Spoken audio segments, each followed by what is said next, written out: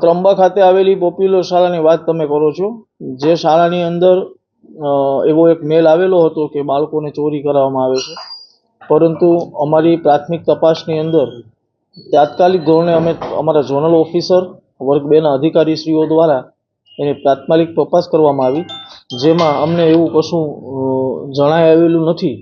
પણ તેમ છતાં જો આગળ સીસીટીવીની અંદર જો એવી કોઈ ઘટના અમને દેખાશે કે જણાશે તો અમે શિક્ષાત્મક કાર્યવાહી શાળા ઉપર કરશું.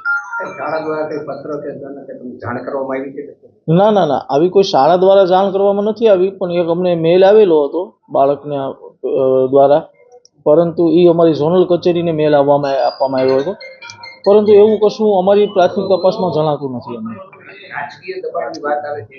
મારા ઉપર કોઈ પણ રાજકીય દબાણ કે કોઈ પણ ફોન નથી આવ્યો હજી સુધી.